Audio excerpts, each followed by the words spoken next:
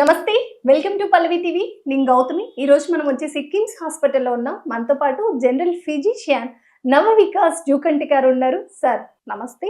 నమస్తే అండి. ఎలా ఉన్నారు sir? Yeah fine. How are you? Sir fine. Sir ఫ్లూకి మామూలుగా జలుబు దగ్గుకి తేడా ఏంటి అసలు? బేసికలీ మనకు కామన్ కోల్డ్ అంటాము. So yes. మనం చిన్నప్పటి నుంచి చిన్న పిల్లల నుంచి కూడా మనం చాలాసార్లు వస్తూ పోతూ ఉంటుంది. At the same time common cold and these are all lung infection, upper respiratory tract infections, flu అనేది మైల్డ్ వైరల్ ఇన్ఫెక్షన్స్. అవి మనకు దానికి ఎక్కువ యాక్టివ్గా ట్రీట్ చేయాల్సిన అవసరం ఏమి ఉండదు. కొంచెం సిమ్టమ్స్ 1-2 days ఉండి మన ఇమ్యూనిటీ ప్రభావంతోనే అది తగ్గిపోయే అవకాశం ఉంటుంది. ఒక్కోసారి రోగ నిరోధక శక్తి తక్కువ ఉన్న వాళ్ళకి కానీ, ప్రీ ఎగ్జిస్టింగ్ హెల్త్ కండిషన్స్ ఉన్న వాళ్ళకి కానీ, ఎస్పెషల్లీ ఎల్డర్లీ పీపుల్ కానీ, వాళ్ళు ఏంటంటే అది అలాగే ఉండిపోయి ఆ ఫ్లూ అలాగే ఉండిపోయి దాంతోపాటు సెకండరీ బ్యాక్టీరియల్ ఇన్ఫెక్షన్ రావడము. సో వాళ్ళకి మాత్రం కొంచెం యాంటీబయాటిక్ లాంటి ట్రీట్మెంట్ ఇవ్వాల్సిన అవసరం ఉంటుంది. సో మనం మామూలుగా చాలాసార్లు చూస్తూ ఉంటాము, ఈరోజు కొంచెం కోల్డ్ వచ్చిందని చెప్పేసి టక్కన యాంటీబయాటిక్ మెడికల్ షాప్కి వెళ్ళి తీసుకోవడం, వేసుకోవడం. సో అది చేయకూడదు. ఓకేనా? Because we are multiple times exposed to the common cold and flu organisms, and our body tend to respond. మన బాడీలో ఉన్న ఇమ్యూనిటీ, రోగనిరోధక శక్తి మన దానికి కూడా పనిచెప్పాలి. అన్నెసరిగా యాంటీబయాటిక్స్, యాంటీవైరల్ మెడికేషన్ తీసుకోకుండా పేషెంట్కి పర్సే సిమ్టమ్స్ 3 to 4 days అయినా కూడా ఫీవర్ తగ్గట్లేదు, జలుబు ఎక్కువ అవుతుంది, దగ్గు ఎక్కువ, అంటే సిమ్టమ్స్ పెరుగుతున్నాయి అన్నప్పుడు మాత్రమే డాక్టర్ని కన్సల్ట్ చేసేసి if required, doctors usually antibiotics అనేది ఫ్లూలో పెట్టరు.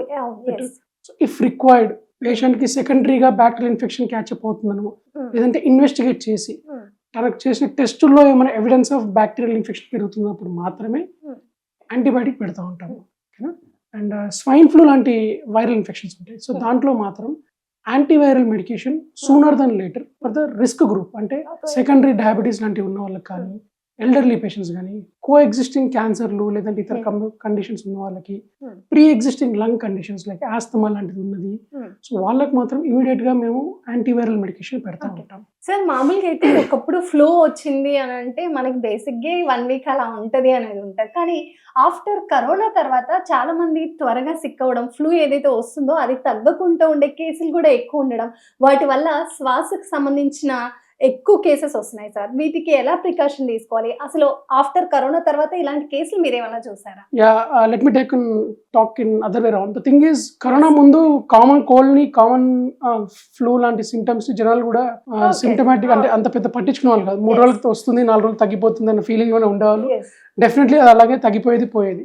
సో పోస్ట్ కరోనా ఏంటంటే too much of self awareness కావచ్చు, లేదంటే భయం కావచ్చు. సో కరోనా తీసుకొచ్చిన, ఒక పాండమిక్ తీసుకొచ్చిన ఆ సిచ్యువేషన్ వల్ల ఇఫ్ దట్ పేషెంట్స్కి రెస్పిరేటరీ ట్రాక్ ఇన్ఫెక్షన్స్ లాంటివి, అంటే కామన్ జలుబు, దగ్గు, జ్వరం లాంటిది రాగానే ఇమీడియట్లీ కొంచెం ప్యానిక్ అయిపోవడము, దాన్ని ఇమీడియట్లీ హాస్పిటల్కి రావడం, ఇవి పెరిగినాయి తప్ప కామన్ కోల్డ్, ఫ్లూ ఇవన్నీ ఎప్పటి నుంచో ఉన్నాయి. కాకపోతే మనకు అవేర్నెస్ ఎక్కువ పెరగడము, మనకు భయం ఎక్కువ పెరగడం వల్ల మనం ఇమీడియట్లీ వెళ్ళడం జరుగుతుంది. సో ఇంతకుముందు ఏంటంటే 1 week 10 days అయినా కూడా దే యూస్ టు అంటే Rome around with the same symptoms. So self feeling లో వెళ్ళిపోయేది. శ్వాసకోశ అంటే లంగ్స్ లో ఇన్ఫెక్షన్ వచ్చినప్పుడు ఎలాంటి జాగ్రత్తలు తీసుకోవాలి? అసలు ఎందుకు లంగ్స్ లో ఎక్కువ ఇన్ఫెక్షన్ ఈ మధ్య కాలంలో ఎక్కువ వినిపిస్తుంది? So first thing is, lung infections usually contaminated through, అంటే కమ్యూనికేటెడ్ త్రూ అదర్ పర్సన్. అలాంటి ఇన్ఫెక్షన్ ఉన్న వాళ్ళు దగ్గినప్పుడు కానీ, తుమ్మినప్పుడు కానీ, వాళ్ళ తుంపిర్లు, వాళ్ళ స్ఫూటం బయటకు వచ్చి మనం ఇన్హేల్ చేసినప్పుడు జనరల్గా వస్తూ ఉంటాయి. ఇమ్యూనిటీ మంచిగా ఉండి ప్రీ ఎగ్జిస్టింగ్ కండిషన్స్, డయాబెటీస్ లాంటిది కానీ ఇలాంటి ఏం లేని వాళ్ళకి ఏంటంటే యూజువల్లీ సిమ్టమ్స్ తగ్గుతూ ఉంటాయి. సో పర్సిస్టెంట్గా ఎక్కువ ఎవరికి ఉంటుందంటే, ఫస్ట్ ఇమ్యూనిటీ తక్కువ ఉన్న వాళ్ళకి, ప్రెగ్నెంట్ ఉమెన్కి, చిన్నపిల్లలకి, ఎల్డర్లీ పేషెంట్స్కి మాత్రం యూజువల్లీ ఇమ్యూనిటీ తక్కువ ఉంటుంది. కాబట్టి వీళ్ళలో ఈ లాంగ్ స్టాండింగ్గా ఉంటుంది. సో ఎవరికి హాస్పిటలైజేషన్ అవసరం పడుతుంది, ఎవరికి మనం ఎక్కువ అడ్రస్ చేయాల్సి ఉంటుంది అంటే, ఆ రెస్పిరేటరీ ట్రాక్ సిమ్టమ్స్, అంటే ఊపిరి తీసుకునే వేగం పెరుగుతుంది, ఊపిరి తీసుకోవడంలో పేషెంట్కి ఇబ్బంది అవుతుంది, ఈ దగ్గు, ఆయాసం అనేది నడుస్తున్న కొద్ది పెరుగుతుంది అన్న వాళ్ళకి ఏంటంటే నిమోనిక్ ప్యాచ్ ఏమైనా డెవలప్ అయింది ఆ ఇన్ఫెక్షన్ వల్ల. సో వాళ్ళు మాత్రం హాస్పిటల్కి రావాల్సి ఉంటుంది. సార్ ఇది ఆస్తమా, జలుబు, దగ్గు అనేది కంటిన్యూ ఉన్న వాళ్ళు ఎలాంటి జాగ్రత్తలు తీసుకోవాలి సార్? అది ఎలా గుర్తించవచ్చు అది మనకి ఇప్పుడు ఆస్తమా అని? ఆస్తమా అనేది ఇట్స్ అన్ ఎయిర్వే అబ్స్ట్రక్షన్, అంటే మన ఊపిరితిత్తులకు వెళ్ళే దారుల్లో ఎయిర్వే అబ్స్ట్రక్షన్ అంటే ముడుచుకుపోవడం అంటారు. అది most of the times asthma అనేది అలర్జిక్ ట్రిగర్ లో ఉంటుంది. దుమ్ము వల్ల కానీ, కోల్డ్ వల్ల కానీ, సో అలర్జీ ట్రిగర్ వల్లనే ఆస్తమా వస్తుంటుంది. ఒక్కోసారి ఇన్ఫెక్టివ్ ట్రిగర్ అంటారు. ఏదన్నా ఊపిరితిత్తులకి ఇన్ఫెక్షన్ వచ్చినప్పుడు ప్రీ ఎగ్జిస్టింగ్ ఆస్తమా ఉన్న వాళ్ళకు మళ్ళీ ఆస్తమా తల్లి లక్షణాలు బయటపడతా ఉంటాయి. ఓకే. సో ఆ ప్రీ ఎగ్జిస్టింగ్ ఇన్ఫెక్షన్స్, ప్రీ ఎగ్జిస్టింగ్గా వాళ్ళకి ఆస్తమా ఉన్న వాళ్ళు జనరల్గా ఇలాంటి ఫ్లూ ఉన్నప్పుడు కొంచెం మాస్క్ పెట్టుకోవడము, దుమ్ముకి ఎక్కువ వెళ్ళకపోవడము, చలికి ఎక్కువ వెళ్ళకపోవడము, ఎవరైనా బాగా ఆస్తమా డైలీ ఇన్హేలర్ వాడే వాళ్ళు ఏంటంటే ఇంట్లో ఊడుస్తున్నప్పుడు కూడా మనకు కనిపించకుండా మన ఏరోజాల్స్ ఉంటూ ఉంటాయి. సో దానికి దూరంగా ఉండడము. అండ్ ఇంట్లో పెట్స్ ఉన్న వాళ్ళకు కూడా కొంచెం ఈ ఆస్తమా, ఈ ఎస్పెషల్లీ డాగ్స్, క్యాట్స్ ఉన్న వాళ్ళకు కూడా ఆస్తమా ట్రిగర్ అయ్యే అవకాశం ఉంటుంది. సో ప్రీ ఎగ్జిస్టింగ్ ఆస్తమా ఉండి ఎప్పుడైనా ఇన్ఫెక్షన్ బారిన పడ్డ వాళ్ళు డెఫినెట్లీ ఈ పెట్స్కి కొంచెం దూరంగా ఉండడము, బయటికి వెళ్తున్నప్పుడు మాస్క్ వేసుకోవడము ప్రికాషనరీగా, క్రౌడ్లో ఉన్నప్పుడు మాస్క్ వేసుకోవడము, ఇవన్నీ చేస్తూ ఉండాలి. ఎండాకాలంలో ఈ ఎండ వేడికి తట్టుకొని ఎలా ఉండగలగాలి? ఎండ వేడికి కూడా చాలా మందికి బీపీ ఫ్లక్చువేట్ అవుతూ ఉంటుంది. అలాంటి వాళ్ళు ఎలాంటి జాగ్రత్తలు తీసుకోవాలి? సో మోస్ట్ కామన్గా ఎండాకాలంలో మనం ఇన్ఫెక్టివ్ కాజెస్ కన్నా ఎక్కువ కూడా ఈ సమ్మర్లో వచ్చే heat stroke, so summer heat, దీనివల్ల వచ్చే డీహైడ్రేషన్ తాలూకు లక్షణాలు ఎక్కువ చూస్తూ ఉంటాము. సో హీట్ స్ట్రోక్ తగిలినప్పుడు ఏంటంటే యూజువల్లీ వాళ్ళకి హెడేక్ రావడము, థర్స్ట్ ఎక్కువ అనిపించడము, అండ్ ఇంకా సివియర్గా ఉన్నప్పుడు ఏమవుతుందంటే ఆల్టర్డ్ సెన్సోరియం, అంటే కొంచెం తిక్కగా అనిపించడము, వామిటింగ్స్ రావడము, డయేరియా లాంటివి రావడము, ఆల్టర్డ్గా ఉండడము, ఇవన్నీ ఉంటాయి హెడేక్తో పాటు. అండ్ బాడీ టెంపరేచర్ కూడా చాలా ఎక్కువ అయిపోతుంటుంది, 1 or 2 1 టెంపరేచర్. సో అంత తీవ్రంగా ఉన్నప్పుడు హాస్పిటల్కి వెళ్ళాలి. సో ఇవన్నీ ప్రివెంట్ చేయాలంటే మనం బయటికి యూజువల్లీ మధ్యాహ్నం టైంలో మనం బయటికి వెళ్ళడం అవాయిడ్ చేయడం మంచిది. ఎస్పెషల్లీ ఇండస్ట్రియల్ వర్కర్స్ కానీ, ఈ కన్స్ట్రక్షన్ వర్కర్స్ కానీ, వీళ్ళందరూ ఏంటంటే they are directly, because of their profession, they are directly expose to direct summer heat. So వాళ్ళ హైడ్రేషన్ ఎక్కువ తీసుకుంటున్నాము. వీలైతే మధ్యాహ్నం 1 o'clock, 12-12:30 నుంచి 3-4 వరకు కొంచెం ఆ వర్క్ను అవాయిడ్ చేయడము. సమ్మర్స్లో అంటే యూజువల్లీ ఈ బయట కన్స్ట్రక్షన్ లేబర్స్ కానీ సమ్మర్స్లో జనరలీ మన రెగ్యులర్ వాళ్ళ టైం 9 o'clock నుంచి ఉంటే ప్రాబ్లీ సమ్మర్స్లో 7 o'clock నుంచి స్టార్ట్ చేసుకోవడము, ఎర్లీగా కొంచెం ఫినిష్ చేసుకోవడము, మిడ్ టైంలో బ్రేక్ తీసుకోవడము, ఎప్పటికప్పుడు వాటర్ సరిగా తాగడము చేస్తూ ఉండాలి. సార్, హై బీపీ ఎక్కువ ఉన్న వాళ్ళకి ఎలాంటి ఆరోగ్య సమస్యలు వస్తూ ఉంటాయి? బీపీ ఎక్కువ ఉండడం వల్ల మనకు అక్యూట్ అండ్ క్రానిక్ అంటాం. అక్యూట్గా ఏంటంటే ఒక్కోసారి కళ్ళు బ్లర్ అవడము, అండ్ విట్రస్ హెమరేజ్ అంటారు, కళ్ళల్లో సప్లై రక్తనాళాల్లో చితకడము, ఒకసారి బ్రెయిన్ హెమరేజిక్ స్ట్రోక్స్ అంటారు. అంటే ఒక్కొక్కసారి బీపీ మరీ 200 అట్లా దాటినప్పుడు ఒక్కొక్కసారి బ్రెయిన్లో రక్తనాళాలు ప్రెషర్ తట్టుకోలేక చితకడము, ఒక్కోసారి హార్ట్కి సప్లై అంటే బీపీ చాలా అంత ఎక్కువైనప్పుడు ఏమవుతుంటే రక్తనాళాలు నేరో అవుతాయి. సో ఒక్కోసారి హార్ట్కి సప్లై చేసే రక్తనాళాలు నేరో అవ్వడం వల్ల హార్ట్కి సరిపడా రక్త సరఫరా కాకుండా హార్ట్ అటాక్ లాంటి లక్షణాలు రావడము, ఇవన్నీ అక్యూట్గా అయ్యేటి. క్రానిక్గా ఏంటంటే అన్ని అవయవాలకి, కిడ్నీస్కి, హార్ట్కి, బ్రెయిన్కి, లివర్కి, ఇవన్నిటికి అవయవాలకి ఏంటంటే రక్త సరఫరా తగ్గడం వల్ల, అండ్ కంటి చూపు కూడా రక్త సరఫరా తగ్గడం వల్ల ఏమవుతుంటే ఎండ్ ఆర్గన్ డ్యామేజ్ అవుతూ ఉంటాయి. కిడ్నీలు దెబ్బతినడము, కంటి రెటినా దెబ్బతినడము, బ్రెయిన్ దెబ్బతినడము, హార్ట్కి ఇబ్బంది అవడము, హార్ట్లో కంట్రోల్, అంటే బీపీ ఎక్కువ ఉన్నప్పుడు హార్ట్ ఫోర్స్ఫుల్గా కొట్టుకోవాల్సి వస్తుంది. సో దానివల్ల కాన్సన్ట్రేట్ ఎల్విహెచ్ అంటాం, అంటే గుండె కంట్రోల్లో వాపు రావడము, ఇవన్నీ వచ్చే అవకాశాలు. హై బీపీ వచ్చినప్పుడు బ్రెయిన్ స్ట్రోక్ వచ్చే ఛాన్సెస్ ఎక్కువ ఉంటాయా సార్? అంటే సడన్ గా హై బీపీ ఒకేసారి, అంటే ఎప్పుడు బీపీ లేని వాళ్ళకి ఒకేసారి హై బీపీ వచ్చి బ్రెయిన్ మనకి నర్వ్స్ లో క్లాట్స్ రావడం కానీ, బ్రెయిన్ స్ట్రోక్ రావడం కానీ అలాంటివి జరుగుతాయా? బ్లడ్ క్లాట్ కావడం కాదు కానీ బ్రెయిన్లో బ్లడ్ వెజల్ రప్చర్ అయిపోవడం. కొందరికి ఏంటంటే పుట్టుకతోనే బ్రెయిన్లో అనిరిజమ్స్ అని ఉంటాయి, అంటే చిన్న వీక్ పాయింట్స్ లా ఉంటాయి, అవి అంత ప్రెషర్స్ తట్టుకోలేక బ్రేక్ అవడము. సో దానివల్ల బ్రెయిన్లో బ్లడ్ బ్లీడ్ అవడము, బ్లీడ్ అవడం వల్ల హెమరేజిక్ స్ట్రోక్ అంటాము. సో ఈ బ్రెయిన్ స్ట్రోక్స్ వచ్చే అవకాశం ఉంటుంది. సార్, మనకి బీపీ ఉంది లేదు, హై బీపీ లో బీపీ అన్నప్పుడు సడన్ గా హై బీపీ అనేది అయితే ఒకేసారి పెరగదు కదా, దాన్ని మనం ఎలా గుర్తించవచ్చు? సిమ్టమ్స్ ఏమైనా ఉంటాయా మనకి ముందు? సో మనకు ప్రైమరీగా హెడేక్ అనేది సబాక్సిపిటల్ హెడేక్ అంటాం, అంటే మెడ వెనకాల నుంచి పైన భాగంలో. This is the typical headache of hypertension. అంటే బీపీ వల్ల చిన్నగా మనకు మెడల నొప్పి కానీ, పైన నెక్ పెయిన్ పైన కొంచెం సబాక్సిపిటల్ రీజియన్లో హెడేక్ వస్తూ ఉంటుంది, అది టైట్గా అనిపిస్తూ ఉంటుంది. So that is one sine of hypertension. ఇంకా ఎక్కువ అయినప్పుడు కళ్ళు బ్లర్ అనిపించడము, డబుల్ విజన్ అనిపించడము, రెండుగా కనిపించడము, చేతులు టైట్గా అనిపించడము, అంటే రబ్బర్ బ్యాండ్తో కట్టేసినట్టుగా అనిపించడము, ఇవన్నీ కూడా ఏంటంటే హై బీపీ తాలూకు లక్షణాలు. హై బీపీ పెరగడం వల్ల కూడా చాలా మంది ఈ మధ్య హై బీపీయా లేకపోతే ఏంటి సార్, కిడ్నీస్ కూడా చాలా మందికి ఫెయిల్ అవుతున్న కేసెస్ చూస్తున్నాం. అసలు దానికి ఏంటి రీజన్ ఏంటంటారు? సో కిడ్నీ ఫెయిల్యూర్కి మల్టిపుల్ రీజన్స్ ఉంటాయి. అంటే మనకున్న కోమార్బిడిటీస్, షుగర్ లాంటిది కంట్రోల్ లేకపోవడం, అంటే చాలా నేను కేటగిరికల్ చెప్తాను. షుగర్ లాంటిది కంట్రోల్ లేకపోవడము, సో దానివల్ల కిడ్నీలు డ్యామేజ్ అవుతూ ఉంటాయి. బీపీ కంట్రోల్ లేకపోవడము, దానివల్ల కిడ్నీలు డ్యామేజ్ అవుతూ ఉంటాయి. ఈ షుగర్ బీపీ కాకుండా మనకి ఏంటంటే ఇన్ఫెక్టివ్ కాజెస్ అంటారు, యూరినరీ ట్రాక్ ఇన్ఫెక్షన్ రావడము, దాన్ని మనం టైంకి అడ్రస్ చేయకపోవడము, ఆ అడ్రస్ చేయకపోవడం వల్ల మనకు అది మెల్లగా కిడ్నీలో కూడా ఇన్ఫెక్షన్ సోకడము, దానివల్ల కిడ్నీలు డ్యామేజ్ అవ్వడము ఇలాంటిది. రెండోది వచ్చేసి మనకు ఈ మధ్యకాలంలో ఈ జిమ్ చేసే వాళ్ళు ఎక్కువ ఈ ఎనబాలిక్ స్టీరాయిడ్స్ తీసుకోవడము అండ్ సప్లిమెంట్స్ తీసుకోవడము. సో దీనివల్ల కూడా ఏమవుతుందంటే చాలా మంది కిడ్నీ ఫెయిల్యూర్తో మనకు వస్తూ ఉంటారు. యూజువల్లీ మనం వే ప్రోటీన్ జనరల్గా వాడుతూ ఉంటారు. సో వే ప్రోటీన్ అంటే it is good in a way, it is good for your muscle building what ever it is. The concentration of protein in the given quantities high ఉంటుంది కాబట్టి whey protein ఎక్కువ వాడుతూ ఉంటారు. So the problem is మనకి ఏమవుతుందంటే the quality of protein which you're taking, the brands, there are n number of brands. బయట మనకు మార్కెట్లో 100 కొద్ది బ్రాండ్స్ ఉంటాయి. I'll give a simple logic. ఒక 50 గ్రాముల వే ప్రోటీన్ ఉత్పత్తి చేయాలి అంటే సుమారుగా 5 నుంచి 6-7 లీటర్ల పాలు అవసరం పడుతుంది. సో మిల్క్ నుంచే వే ప్రోటీన్ తీస్తూ ఉంటారు. సో మనకు ఒక 50 గ్రాములు తీయడానికి 6-7 లీటర్ల పాలు అవసరం పడ్డప్పుడు వాళ్ళు 2000 రూపాయలకు 1500 రూపాయల కేజీ వే ప్రోటీన్ అమ్ముతూ ఉంటారు. సో ఎట్లా కుదురుతుంది అది? So it is not practically possible. So definitely some level of adulteration happens in those kind of supplements. Whey protein labelled గా మంచిదే, కానీ దాంట్లో మనం తీసుకున్న వే ప్రోటీన్ నిజంగా వే ఉందా, ఇంకేమైనా కలుపుతున్నారో వీడియో ఉన్నాం. సో సుమారుగా 40-50 రూపాయలు, 50-60 రూపాయలు లీటర్ పాలు వేసుకున్నా కూడా ఒక 50 గ్రాముల కోసం 6 లీటర్లు పాలు అవసరం పడ్డప్పుడు కేజీకి 1500 రూపాయలకి వాళ్ళు ఎట్లా ఇస్తారు అనేది one which we have to question. Along with that lot of anabolic steroids తీసుకుంటూ ఉంటారు. యూజువల్ ఏంటంటే anabolic steroids are something testosterone derivatives లా ఉంటాయి. అవి ఏమంటే మనకు డిలేడ్ ప్యూబర్టీ ఉన్నప్పుడు కానీ కొన్ని మజిల్ వేస్టింగ్ సిండ్రోమ్స్ ఉంటాయి, వాళ్ళ కోసం మజిల్ బిల్డప్ కోసం మనం ఇస్తూ ఉంటాం. ఇవి కూడా ఏంటంటే క్రాస్ వేలో ఆఫ్ లేబుల్ గా మజిల్ జల్దీ పంపింగ్ మజిల్ బిల్డప్ చేయడానికి అని చెప్పేసి అన్డిజైర్డ్ డోసెస్ లో తీసుకోవడము, దానివల్ల ఎండ్ ఆర్గన్ డ్యామేజ్ కావడము అండ్ దాంతో పాటు lot of other supplements also people try and take. So మన దగ్గరికి ప్రోటీన్ అంటే కిడ్నీలోంచి ప్రోటీన్ లీక్ అవడము, డైరెక్ట్ గా కిడ్నీ ఫెయిల్యూర్, డయాలసిస్ మీద ల్యాండ్ అయిపోయి జిమ్ చేసే వాళ్ళు చాలా మంది వస్తూ ఉంటారు. It is not about the product which are trying to take, it is about the quality of the product which are trying to take is more important.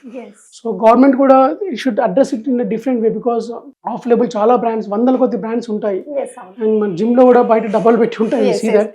So what quality they are వాళ్ళు ఇది చేస్తున్నట్టు ప్రతి ఒక్క gym కి వెళ్తే gym చేయగానే protein అవసరం బాడీకి అని చెప్తూ ఉంటారు. Definitely 1 gram per KG body weight ప్రకారంగా ప్రోటీన్ అవసరం బాడీకి, కానీ మనం తీసుకుంటున్న ప్రోటీన్ ఎంత ప్యూర్ గా ఉంది ఈజ్ మోర్ ఇంపార్టెంట్. న్యాచురల్ గా ఏ ప్రోటీన్ తీసుకుంటే బాగుంటుంది అంటారు? ఇప్పుడు జిమ్ కి వెళ్ళే వాళ్ళకి మనం ఆ ప్రోటీన్ వద్దు, ఇది కాదు వే ఆఫ్ అని చెప్తున్నాం కదా, దానికి న్యాచురల్ గా మీరైతే ఏ సజెషన్ చేస్తారు? So there are lot of protein and egg is a good source of protein. Regular egg white is a good source of, a single egg will have at least around 6 grams of protein. Okay. Lean protein can be derived from chicken breast, chicken lonchi, and you can have it from fish. Fish has got a good source.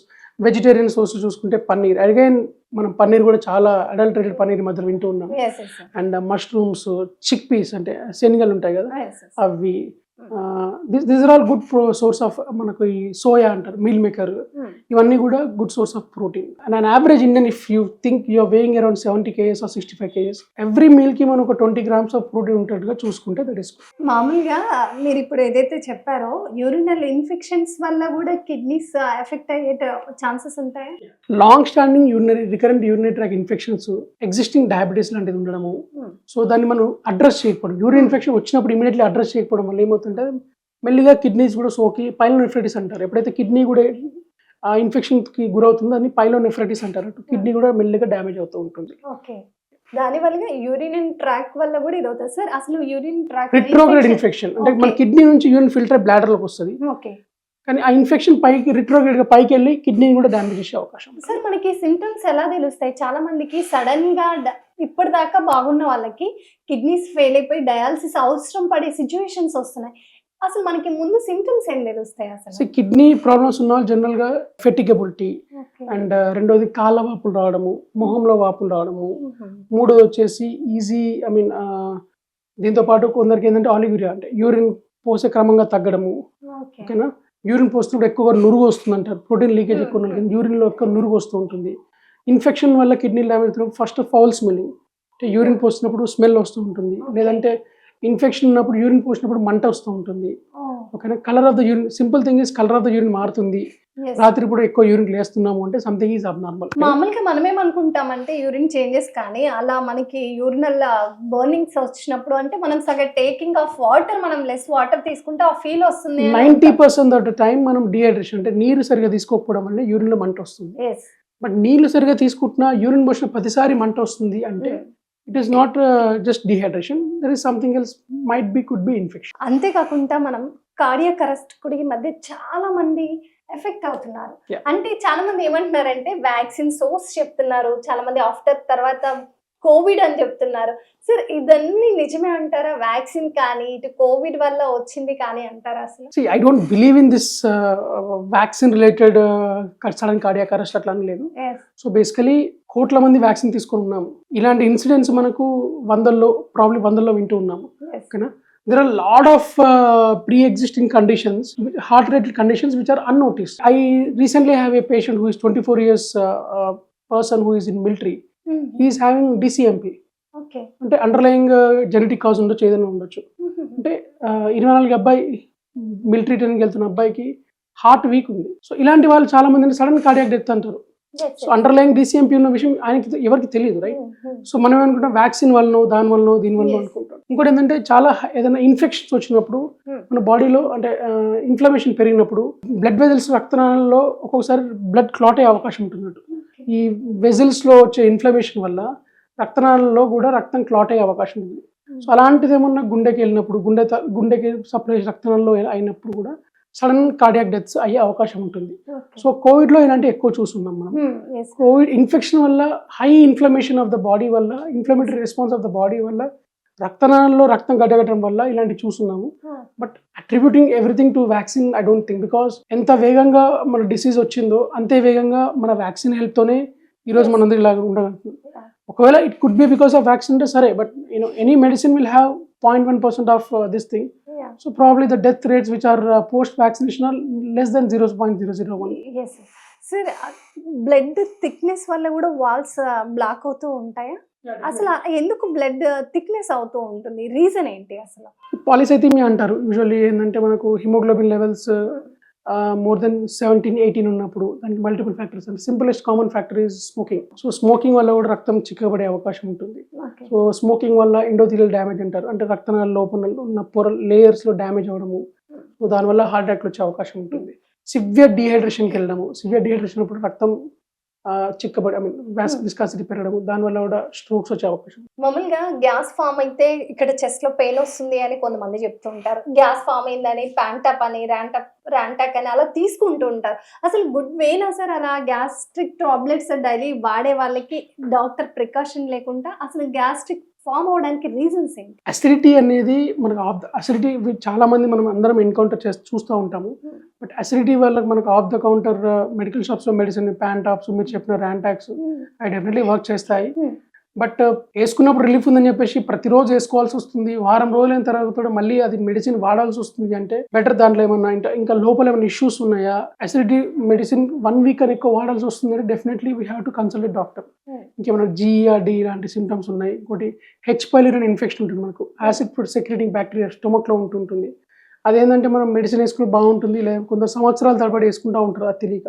So దానికి endoscopy test చేసుకొని దానికి సంబంధించిన rapid యూరేజ్ test అని ఉంటుంది, ఆ test చేసుకొని దానికి ఒక 14 days కోర్స్ ఉంటుంది. ఆ మెడిసిన్ వాడుకుంటే పూర్తిగా మనం తగ్గించుకునే అవకాశం ఉంటుంది. ఎందుకంటే అసిడిటీ ట్యాబ్లెట్ డైలీ ఒక బుల్ల మింగగానే మనకు అసిడిటీ పోతుంది, రోజు వేసుకుంటూ పోతే ఏమవుతుంటే యాసిడ్ అనేది మనకు పొట్టలో ఉండడానికి ఒక కారణం ఉంటుంది, రైట్?